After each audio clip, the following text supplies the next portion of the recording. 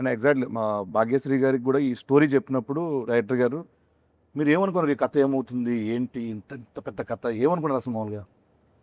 Firstly, I mean, like I said, the love story, but other than that, the entire screenplay was so organically perfect. You know, like I'm somebody who loves predicting, like, okay, what's going to be the interval, what's going to be the climax. But Naku Assal, I was like mind blown. Like he said, you hear some stories and you feel like, okay, you want to be a part of them. It will be good commercially, this, that. This story is something that touched my heart. I felt like I have to be a part of it.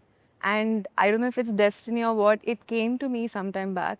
That time, you know, I was working, dates were not there. And then it went, and then it came back to me. So I feel like it's truly meant to be a destiny film for me. Super. Yeah.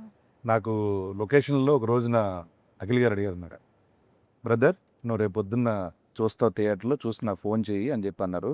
మీరు number ఇవ్వలేదు sir. నేను తీసుకోలేదు sir. చేద్దామని చాలా, so Thaman గారి గురించి మాట్లాడదామని topic తీసుకున్నా. నెంబర్ తర్వాత తీసుకుంటా. తీసుకో. సో సోల్ ఆఫ్ లెన్ అది ఫెంటాస్టిక్. సినిమాలో ఆయన బ్యాక్గ్రౌండ్ స్కోర్ కానీ సాంగ్స్ ఆల్రెడీ వినేస్తున్నారు. Thaman is known for background score. తను ఆ సోల్ ఆఫ్ లెన్ నాకు గిఫ్ట్గా ఇచ్చాడు, 1 year బ్యాక్ ఇచ్చేసాడు సాంగ్.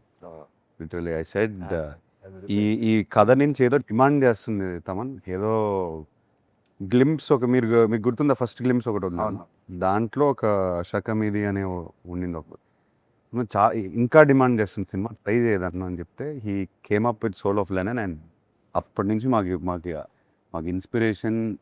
నాకు నందుకి ఎప్పుడు కూర్చుని మాట్లాడిన కథ గురించి సోల్ ఆఫ్ లెననే ప్లే చేసుకుంటూ మాట్లాడతాం. అండ్ దాని నుంచి ఎన్నో మూమెంట్స్ వచ్చాయి, దాని నుంచి ఎన్నో బ్యాక్గ్రౌండ్ స్కోర్లు వచ్చాయి. అండ్ మీరు థియేటర్లో చూస్తారు.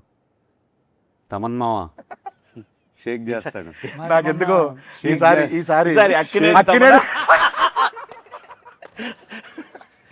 ఎక్కువ ఇంటి పేర్లున్న మనిషి ఎవరైనా ఉన్నారంటే, వ్యక్తి ఎవరున్నారంటే అది తమన్ గారే. ఆ షూట్లో కలిసాడు మొన్న AK-47 షూట్.